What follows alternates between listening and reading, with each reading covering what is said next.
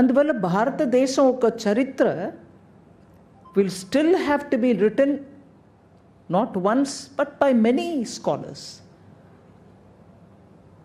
మనకు ఇప్పుడు అది ఎపిక్ అంటాం, లేకపోతే మన ఏన్షియంట్ మిథాలజీ అనే రాంగ్ పదంని వాడతారు.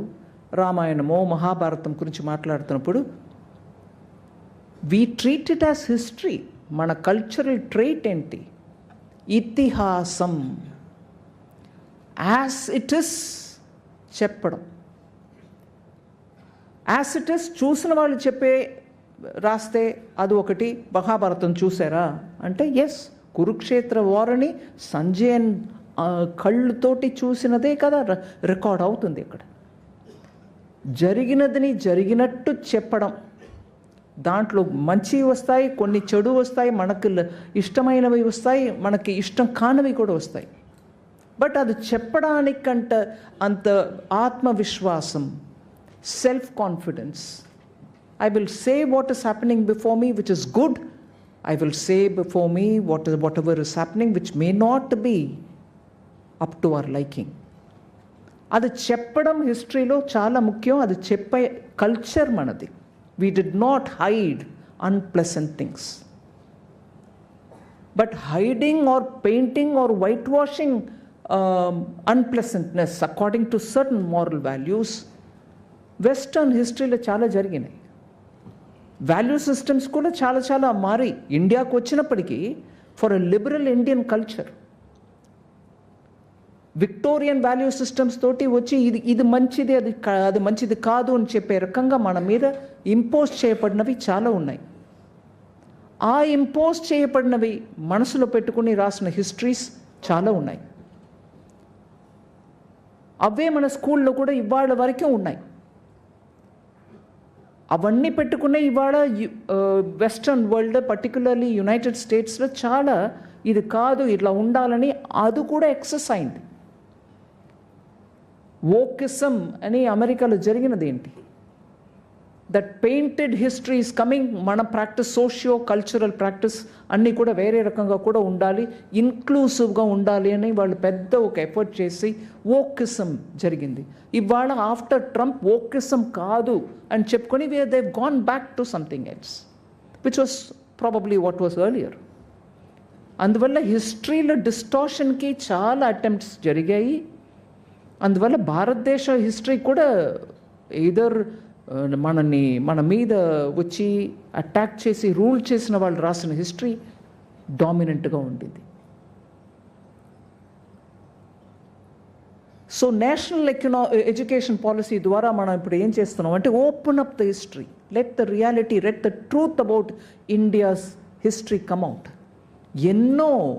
ఎన్నో ఎవ్రీ రీజన్లో ఉన్నటువంటి హీరోస్ గురించి మనం చదవవలసిన పని ఉంది. నేను అవన్నిట్లో ఇప్పుడు ఎలాబరేట్ చేయట్లా, కానీ అప్పేర్పట్ట అట్లాంటి ఒక పెద్ద సముద్రం హిస్టరీ. ఆ సముద్రంలో డీప్ డైవ్ చేసి బయట వచ్చి దాని గురించి మంచిగా ఒక బుక్ రాశారు వెంకటేశ్వరరావు గారు. So it requires a lot of academic రిగర్. నేను పురంధేశ్వరి గారిని అడిగాను, how did you manage to do this అని. అంటే వారు కూడా అన్నారు, సమయంలో 2 o'clock in the morning లేచి కూర్చొని he'll be reading or writing. నేరం కాలం అలా చూడకుండా he was only preoccupied and he's given us some ఒక పొక్కిషం అనమాట, treasure trove that is given before us. And also because he's written it in Telugu, I think it's a big service to the development of మాతృభాష. And to bring history in your own mother tongue is a very big effort. I appreciate your great service for one, giving history with your perspective, and also to be able to give it in mother tongue. And ఇది glimpse మాత్రం కాదు, glimpse of world history మాత్రం కాదు, it is an encyclopedic view into global history. Panoramic. It looks at all directions, all angles. A great service, great effort. I appreciate the great effort. And of course, వారే చెప్పేశారు, అందువల్ల నేను కొత్తగా add చేయలే అక్కర్లా. Next 50 years గురించి వారే కూడా మాట్లాడారు. After Trump world history is different, I'm sure. అవన్నీ కూడా వారు అధ్యయనం చేయాలి. అండ్ దాని మీద కూడా చాలా గ్లోబల్ డెవలప్మెంట్స్ని రికార్డ్ చేయవలసిన అవసరం ఉంది. I'm sure he will actively engage in all that. And with all this said, on a very personal note, I don't want to get into too much of that. Wherever it is, wherever such things happen, I always appreciate it.